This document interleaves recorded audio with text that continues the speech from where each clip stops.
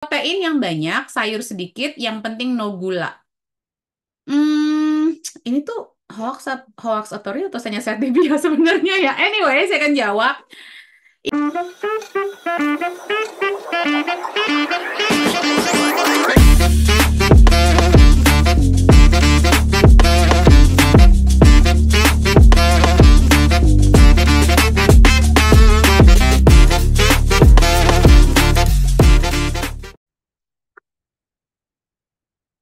Hai, kembali lagi bersama saya Debbie Jomeri, your favorite naturopathic practitioner dalam segmen Tanya Sehat Debbie.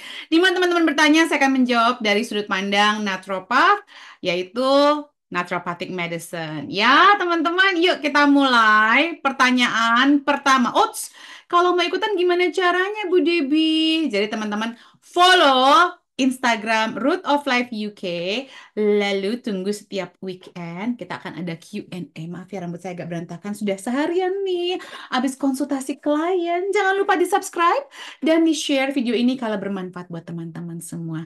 Support terus akun ini biar tambah jaya seperti akunnya Denis Sumargo, Atta Halilintar, Deddy Corbuzier ya kan biar sehat semuanya. Kita sama-sama bangun visi dan misi Root of Life UK agar bisa berjalan berdampingan dengan ilmu medis yang kita tahu selama ini. Biar semakin banyak yang tambah sehat alami. Oke, kita mulai. Pertanyaan pertama dari Marilyn Flincia underscore. Nasi atau pasta dan sebagainya, maksudnya karbohidrat mungkin ya, karbohidrat sederhana yang sudah semalaman di kulkas, besoknya dipanaskan itu kadar gulanya turun. Sebenarnya kalau kita ngomongin kadar gulanya spesifik, itu um, not quite. Jadi nggak terlalu signifikan sebenarnya. Tetapi yang lebih bagus dari sisi kesehatan adalah karbohidratnya yang tadinya starchy, ya, atau apa ya, berpati istilahnya, yang dapat meningkatkan gula darah atau kenaikan insulin, spiking insulin, itu jadi berkurang karena starchy-nya atau patinya itu berubah menjadi apa kompleks karbohidrat atau karbohidrat yang lebih kompleks dan itu menjadi makanan bagi bakteri baik di pencernaan kita yang pada ujungnya nanti membuat kita tuh lebih puas makannya, lebih berkurang asupan makannya, dan pada akhirnya akan menurunkan insulinnya. Udah pasti menurunkan spike insulinnya, kenaikan insulinnya ya. Dan nanti kita makannya nggak jadi jadi kebanyakan. Karena kalau masih panas-panas baru dimasak itu, dia itu jadi karbohidrat ya starchy aja yang gulanya tinggi. Jadi itu kadang-kadang juga kita tuh pengennya lebih banyak makannya gitu. Jadi ada baiknya untuk dimalamkan dulu. Jadi either dimasukin dalam kulkas. Kalau di rumah saya taruh di freezer dulu. Nanti kita ngeluarin sekali kapan kita mau kita ambil seporsi-seporsi seperti itu. Berikutnya dari Milustiani. Protein yang banyak, sayur sedikit, yang penting no gula.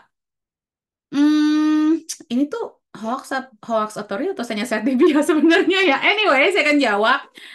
Ini pola makan carnivore diet sebenarnya. Jadi kalau ada yang bilang protein yang banyak, sayur sedikit, yang penting no gula, ini juga tidak bisa diaplikasikan ke seluruh masyarakat. Teman-teman, yang namanya pola makan sehat itu banyak sekali. Ya, carnivore diet ada porsinya. Ada beberapa orang yang mungkin punya kecenderungan obesitas, ada kecenderungan untuk punya diabetes. Untuk sementara waktu mengaplikasikan carnivore diet itu pasti banyak manfaatnya. Karena kita akan mengkat banyak sekali karbohidrat sederhana, kita akan mengurangi gula, terutama dari karbohidrat sederhana ya. Jadi saat ini ya untuk orang-orang seperti ini protein banyak sayur masih ada ya, bukan berarti nggak ada sama sekali ya. Yang penting no gula itu bagus. Apalagi juga ini bagus juga buat orang-orang yang punya masalah otak gitu ya, gangguan otak, kesehatan otak seperti epilepsi, autisme, ADHD, bahkan beberapa mental health juga mungkin bagus. Tetapi ingat protein hewaninya atau proteinnya harus dikombinasi dengan protein nabati juga. Dan kalau bisa sumber dari protein hewaninya juga harus yang organik. Kalau enggak nanti malah menciptakan masalah baru seperti masalah ginjal karena kan uric acid itu tinggi ya atau asam itu tinggi di protein hewani. Dibarengin juga dengan air putih yang cukup. Terus juga dibarengin, aduh saya agak seret ya, minum dulu ya.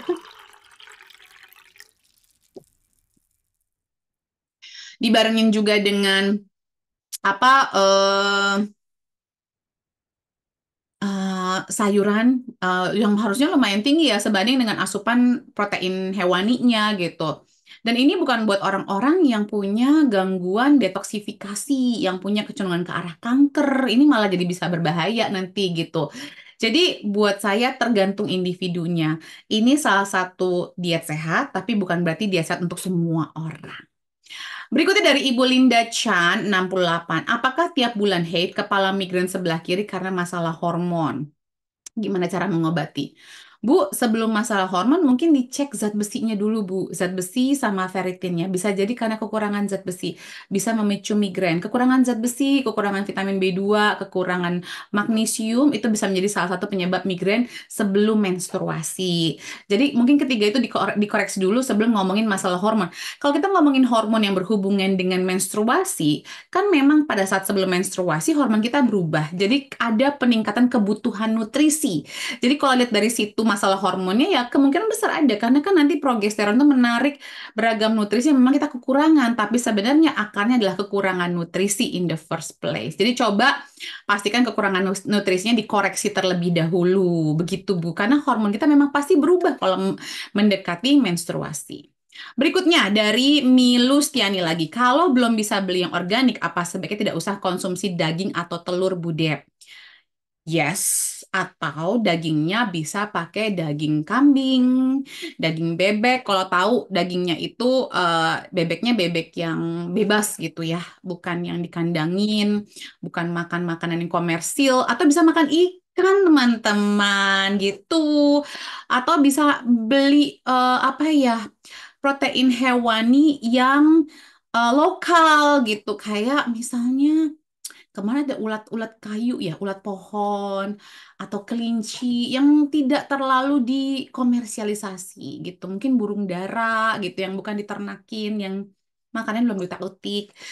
Berikutnya dari Ibu Ria.fk, Budep tips hidup sehat dengan lupus tanpa obat. Nah, ini pertanyaan yang panjang kali lebar. Idealnya sih ini datang ke webinar ya, Bu, ya, biar belajar ada modulnya. Lupus itu adalah autoimun. Jadi kalau untuk autoimun, saya akan menyarankan Ibu cek vitamin D-nya rutin karena akar dari autoimun adalah kekurangan vitamin D kronis. Ibu lakukan Liquid protokol yang again saya kan tidak akan menjelaskannya di sini, saya akan menjelaskannya di webinar Bu karena nanti ada pertanyaan-pertanyaan, takutnya salah tangkep.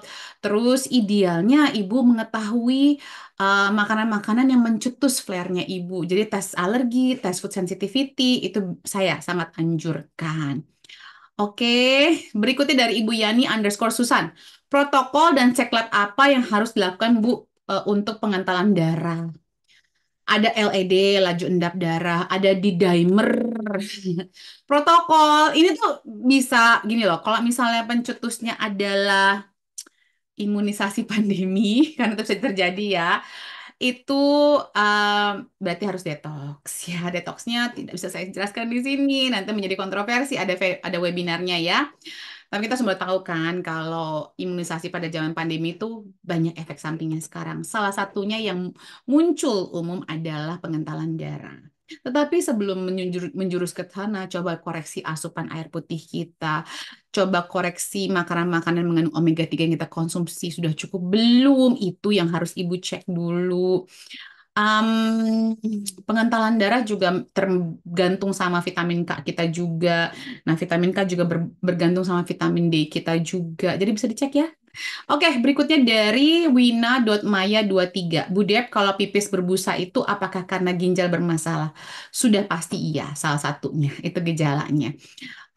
Dan ingat ya, masalah ginjal itu tidak ada, hampir nggak ada gejalanya sampai parah banget. Jadi kalau sudah sampai pipis berbusa itu sudah lumayan parah. Jadi jangan dianggap enteng, segera putar balik. Berikutnya dari Yilandas nih, Budek, kalau IgG merah di yeast atau di yeast brewer, apakah boleh minum kombucha? Sebenarnya bisa aja, sebenarnya boleh. Sebenarnya kalau yeast brewer tuh kayak misalnya memang dimasukkan yeast, sementara kalau kombucha kan kita nggak masukin yeast sebenarnya. Ya kita ada si SCOBY-nya itu, tapi sebenarnya sih belum. Jadi tergantung individunya deh teman-teman, segantung beberapa parahnya. Harusnya sih enggak, tapi gini loh, kalau sudah ada ada gejala-gejala kayak candida gitu ya, yeast intoleran, mungkin nggak bisa. Tapi tergantung seberapa parahnya. Dan ingat, kombucha juga kalau dalam kondisi seperti ini bukan sesuatu yang dikonsumsi setiap hari. Berikutnya, Ibu Yilandas nih. Budaya protokol Kigat kan 6 bulan. Minimal 6 bulan, Bu. Minimal. Apakah boleh dilakukan lewat dari 6 bulan? Oh, justru malah bisa kemungkinan lebih dari 6 bulan. Anak saya waktu itu 18 bulan. Berikutnya Dina.Al Yahya. Bagaimana pendapat Bude tentang tanaman nightshade? Termasuk cabai-cabean. Apa nggak boleh dimakan? Apa ada tipsnya? Nightshade family, makanan-makanan nightshade family itu dapat memicu flare atau peradangan di orang-orang yang punya kondisi autoimun atau kecenderungan ke arah autoimun. Nah, pendapat saya atau pendapat dari sisi saintifik ya, itu banyak banget ya. Bagaimana tipsnya itu kalau teman-teman lihat di budaya-budaya negara-negara yang memang mengkonsumsi makanan-makanan tersebut seperti Italia gitu ya, itu biasanya mereka buang bijinya dan kulitnya. Jadi hanya daging tomatnya saja misalnya. Cabai juga gitu, buang bijinya. Jadi iya kalau bisa dihindari ya why not gitu. Tapi kalau enggak kita gunakan seperti tipsnya seperti itu teman-teman. Banyak kok ya apa peraturan-peraturan atau tips-tips seperti itu. Jadi kalau bisa dihindari ya why not. Kalau nggak bisa, kalau kentang kan termasuk salah satunya ya nggak usah makan kentangnya. Saya juga udah jarang banget makan terong gara-gara itu nightshade family. Walaupun saya nggak punya autoimun ya teman-teman. Tapi saya punya kecenderungan punya diabetes dari mama saya. Jadi saya menghindari makanan-makanan yang nightshade family sebisa mungkin. Ibu Yani_Susan, cepat lelah pada usia 54, sebaiknya cek lab apa Bu dan protokol naturopatinya bagaimana? Ibu Yani Susan, saya senang Ibu mau ikutan di Tanya Sehat Debi. Tapi pertanyaan-pertanyaan Ibu nih 2 kali Ibu nanya ya. Pertanyaan Ibu tuh menjurus ke arah materi webinar yang seharusnya dijelaskan lebih panjang kali lebar. Sementara Tanya Sehat Debi ini durasinya yang teman-teman nonton paling cuman 5 menit, 10 menit gitu ya. Jadi kalau saya jelaskan cek lab apa, protokol naturopatinya apa, ini agak tricky. Berarti Ibu kepengen dapat jawaban dari seperti webinar tapi lewat YouTube yang gratis, yang belum tuh nanti akan menimbulkan pertanyaan-pertanyaan berikutnya gitu. Jadi lelah usia 54 itu bisa jadi karena faktor menopausal atau perimenopause. Cek lab apa? Kalau lelah itu coba cek ironnya, ferritinnya. Um, Karena ini lelah itu kan banyak ya Bu penyebabnya. Jadi karena bisa adrenal fatigue juga, bisa karena kekurangan zat besi, bisa juga kekurangan vitamin D juga bisa. Jadi itu apa harus dicek atau belum? Soalnya kalau bisa cek lab apa aja tuh tergantung kondisinya. Maksudnya lelah doang itu kan banyak ya. Diabetes juga bisa menyebabkan apakah ibu ada penyakit-penyakit lain. Nah, ini yang makanya agak tricky kalau bertanya seperti itu, seperti ini, terus ditanya sehat DB karena saya pasti akan bertanya tambahan gitu. Dan ini kan nggak bisa ya gitu. Dan mungkin protokol naturopatinya. Sebenarnya kalau tenaga juga soal lelah itu B12 juga bisa tes B12 juga mempengaruhi. Apalagi kalau sudah 54 semakin kita bertambah umur, semakin kita itu susah untuk menyerap beberapa nutrisi. Apalagi kalau sudah punya masalah pencernaan. Jadi bukannya saya nggak bisa jawab, tetapi ini terlalu general pertanyaannya. Sebaiknya sih kita ikutan kelas di webinar akan lebih baik bertanyanya kalau pertanyaannya seperti ini. Berikutnya dari Nisa Ardika, kalau untuk kolesterol, minum vitamin apa ya Bu Dep selain pola hidup sehat? Nah sekarang gini juga nih, ini juga gini, apa sih pola hidup sehat?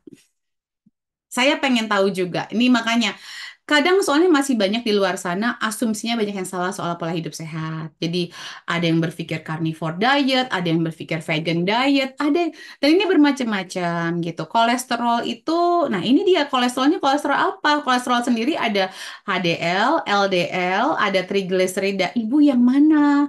Apakah ibu cuman cek yang total kolesterolnya aja? Sementara kalau cuman memperbaiki kolesterol LDL yang terlalu tinggi, kita gampang tinggal naikin HDL-nya atau lemak sehatnya. Kalau untuk kolesterol sendiri ada namanya portfolio diet itu ya. Itu ada itu bisa dilakukan portfolio diet, bisa membantu untuk kondisi kolesterol. Nah, itu adalah diet yang memang khusus untuk orang punya kolesterol. Nah, apakah itu yang Ibu apa jalankan atau enggak gitu? Udah paham belum? Nah, ini kalau misalnya Ibu ikutan kelas, itu tuh lebih spesifik seperti itu. Jadi pola hidup sehat tuh sangat beragam, Bu. Nggak bisa di, oh sorry, modified portfolio diet. Modified portfolio diet, itu pola makannya. Ya, jadi diet sehat tuh banyak banget. Jadi kalau Ibu bilang pola hidup sehat itu seperti apa? Harus dijelaskan gitu. Selain pola hidup sehat, pola hidup sehat itu sendiri itu udah bisa menyembuhkan sebenarnya. Jadi ibu bilang ibu pengen tahu nih. Jadi ibu apa ya? Jangan memperlakukan naturopathic medicine tuh seperti ibu nanya sama dokter medis. Obatnya apa ya buat kolesterol? Gitu. Obatnya ini. Karena kalau di naturopati kita belajar akar masalah, ibu harus tahu dulu kenapa ibu punya kolesterol in the first place. Apakah pola makan yang salah? Yang mana pola makan yang mana yang ibu jalankan yang salah? Gitu. Paham nggak? Apakah ibu kebanyakan kalau misalnya triglyceridnya yang tinggi, berarti ibu kebanyakan makan karbohidrat yang sederhana. Kalau LDL-nya yang tinggi, berarti ibu kebanyakan lemak-lemak tidak sehatnya, gitu, kurang seratnya. Jadi mohon dipahami ya ibu sayang ya. Kalau untuk kolesterol itu sendiri, kalau memang kurang lemak sehat bisa menambahkan minyak ikan yang omega 3-nya tinggi, yang EPA sama DHA-nya tinggi tergantung berapa umurnya. Ada juga macam-macam ya Bu ya, ada red rice juga bisa membantu. Jadi tergantung akarnya di mana, di kolesterolnya yang mana yang bermasalah. Semoga nanti Ibu Nisa bisa ikutan kelas mungkin atau tonton dulu banyak pertanyaan-pertanyaan atau video-video saya di YouTube biar lebih tercerahkan. Jadi bertanya juga lebih spesifik agar saya bisa menjawabnya lebih spesifik. Oke, kalau begitu terima kasih Ading kalau sudah bertanya. Semoga membantu. Jangan lupa untuk di-share dan jangan lupa untuk subscribe. I love you. Salam sehat selalu. Kita jumpa lagi minggu depan. Bye. Subscribe, subscribe, subscribe.